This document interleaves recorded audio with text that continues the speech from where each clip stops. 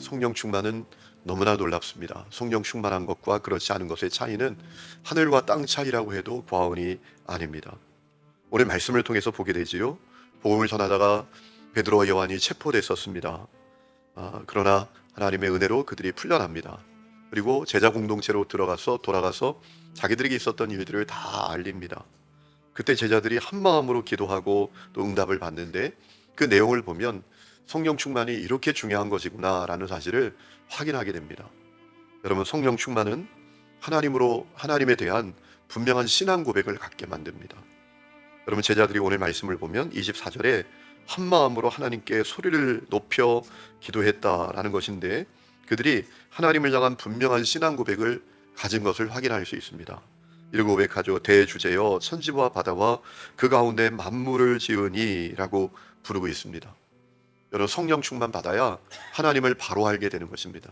그분이 온 세상을 맡아서 주관하시는 대주제이신 분, 세상을 창조하신 분, 이것을 알게 되는 것입니다. 그렇게 믿고 기도도 할 수 있는 것입니다. 우리 하나님이 세상 통치자 위에 계신다, 세상 통치자와 비교할 수 없는 창조주시다라는 사실을 성령 충만할 때 알 수 있는 것입니다. 마음의 중심으로 아는 겁니다. 오늘 이 은혜가 여러분에게 있기를 축원합니다. 두 번째는 성령 충만은 고난을 하나님의 섭리로 보게 했구나라는 사실을 확인하게 됩니다. 자, 여러분, 제자들이 기도하면서 다윗이 했던 예언적인 고백을 인용하게 됩니다. 25절에 보면 열방이 분노하고 헛된 일을 계획하고, 또 26절에 보면 세상 왕들과 통치자들이 마음을 합해서 하나님과 예수님을 대적하는, 이 다윗의 선지자적인 예언을 인용합니다. 그러니까 무슨 얘기죠? 제자들은 자기들이 받는 고난이 이미 예언된 하나님의 섭리다, 하나님의 계획이다라는 사실을 바라볼 수 있게 되었다라는 것입니다. 여러분, 성령 충만은 제자들로 하여금 바라보는 것이 달라지게 만들었습니다. 고난도, 이 어려움도 하나님의 섭리 가운데 있다, 이것을 바라보게 했던 거예요. 여러분, 바라보는 것이 달라져야 반응도 달라집니다. 바라보는 것이 달라지지 않으니까 반응이 잘못되는 겁니다. 이 고난 가운데 하나님의 계획이 있다, 하나님의 뜻이 있다, 그것이 바라봐져야 고난을 꿋꿋하게 견디죠. 고난 너머에 있는 하나님의 계획을 신뢰하게 되지요. 그렇죠? 그런데 바라보는 것이 잘못되면 하나님 날 버리셨다, 하나님 없는 거다, 하나님 날 사랑하시지 않는다, 이렇게 반응한단 말이에요. 여러분, 그 눈이 어떻게 열리죠? 성령 충만할 때 열리는 것입니다. 여러분, 예수님이 십자가의 고난을 받으실 때 제자들은 다 도망칩니다. 바라보는 것이 없었기 때문입니다. 오늘도 우리에게 성령 충만하여 바라보는 것이 달라지는 은혜가 있어야 합니다. 바라보는 것이 달라져야 반응도 달라지는 것이지요.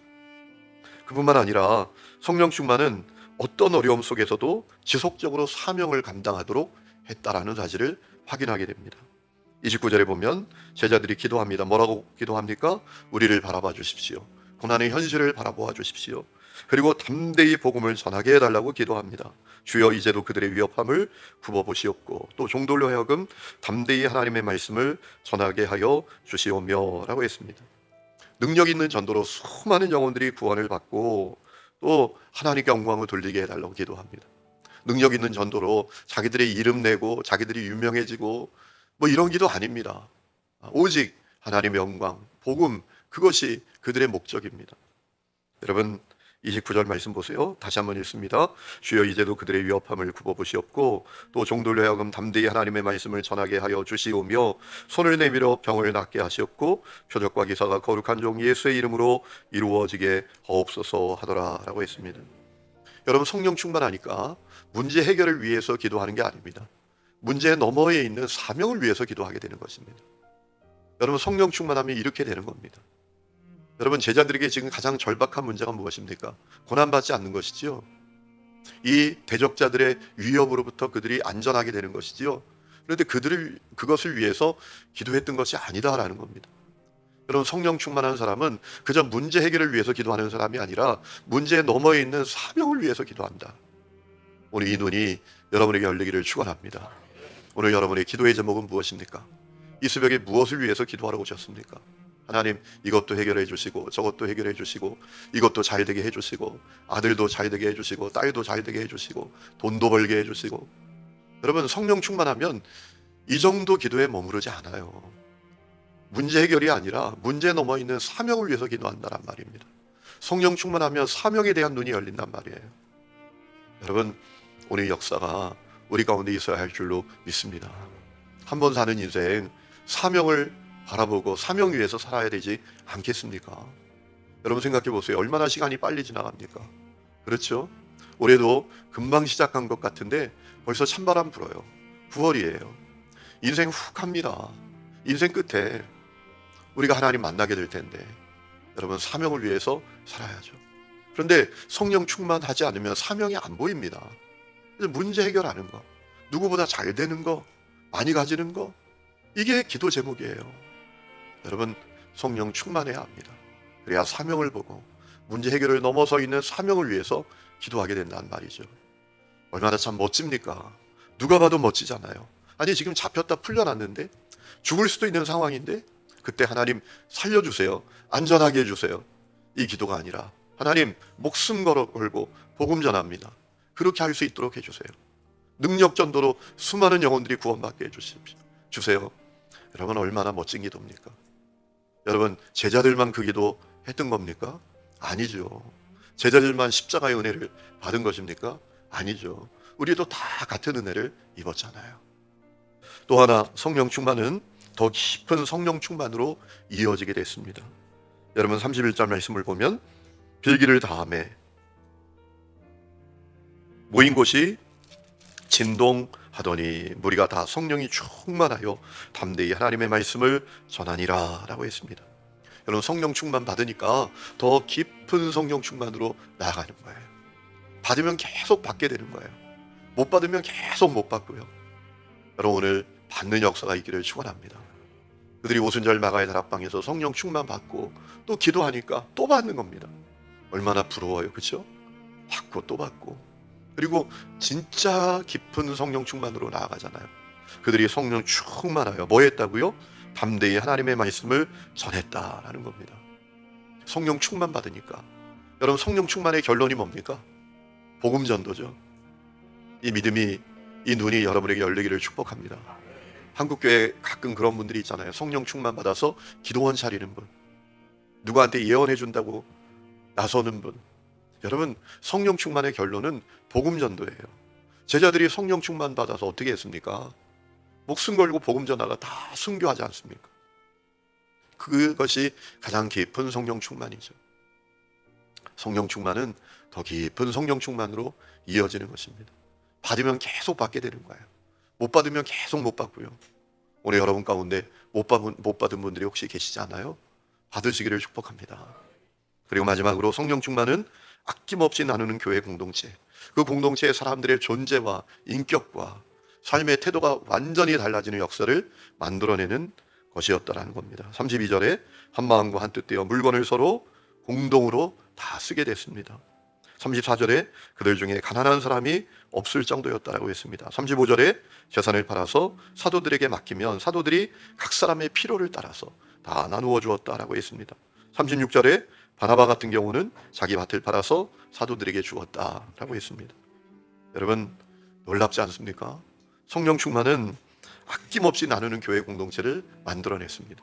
어떻게 이렇게 된 겁니까? 사람들의 존재가 달라졌습니다. 그저 자기밖에 모르는, 자기 편리함, 자기 유익밖에 모르는 그런 사람들이 아니라 나 죽어 너 살아라.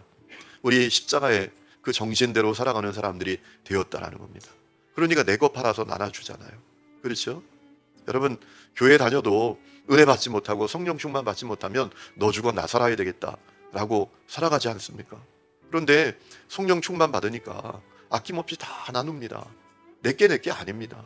존재가 달라진 겁니다. 그들의 인생의 목적이 달라지는 겁니다. 누구보다 많이 가지는 것, 이게 목적이 아닙니다. 누구보다 잘 나가는 것, 이게 인생의 목적이 아니게 된 겁니다. 그래서 아낌없이 나눠주는 공동체가 된 겁니다. 우리는 뒤에 것만 생각합니다. 야, 초대교회가 아낌없이 나눴대. 서로 다 물건을 통용했대. 자기 것을 팔아서 필요한 사람에게 나눠주었대. 야, 그럼 교회 공동체가 되어야지. 그 교회 공동체는 어떻게 되는 겁니까? 내 존재가 바뀌어야 되는 거죠. 존재가 바뀌어야 공동체가 바뀌죠. 여러분 그래서 이 성령 충만이 희망입니다. 성령 충만은 상황을 바꾸는 역사가 아니라 사람을 바꾸는 역사이기 때문에 성령 충만하면 사람의 존재가 달라집니다. 그래서 공동체도 달라지고 삶의 자리도 달라지고 하나님의 역사도 달라지게 된다는 것입니다. 여러분, 이 성령 충만이 사모 되십니까? 사모 되어야 하죠. 난 모르겠다, 그냥 성경에 있는 얘기고, 그냥 나는 다 잘 되면 되잖아, 내 자식 잘 되면 되고. 여러분, 이 정도 수준에 머물러 있는 사람들이 오늘 한국교회에 얼마나 많습니까? 여러분 기억하십시오. 우리가 기도해야 될 제목이 얼마나 많은지 모릅니다. 지금 우리가 보이지 않지만, 눈에 보이지 않지만 영적 전쟁 중입니다. 그런데 성령 충만하지 않으면 여러분 그 현실을 바라볼 수가 없고요, 기도할 수가 없습니다. 어제 미국에서 찰리 커크라는 유명한 기독교인 청년이 저격을 당해서 죽었습니다. 여러분, 지금 세상에 문화 전쟁입니다. 민주주의와 사회주의의 전쟁입니다. 종교다원주의와 오직 예수 이름만 구원이 있다, 이 전쟁입니다. 젠더 이론과 오직 하나님의 창조 질서와의 전쟁입니다. 온 세상이 전쟁 중입니다. 우리나라도 전쟁 중입니다. 여러분, 우리가 그저 우리 교회 편안하고 우리 교회 부흥하고 여기에 안주할 게 아닙니다. 지금 여러분, 우리 자녀들이 지금 살아갈 수 없는 시대가 펼쳐지고 있습니다. 나중에 우리 자녀들이 정말 오직 예수 이름만 구원받는다, 오직 남성과 여성만 결혼을 해야 된다, 이거 믿고 이거 주장하면 완전히 왕따당하고 완전히 세상에서 도태되고 이런 세대가 펼쳐질지도 모르는 그런 사회 속에 지금 우리가 빠져들고 있습니다.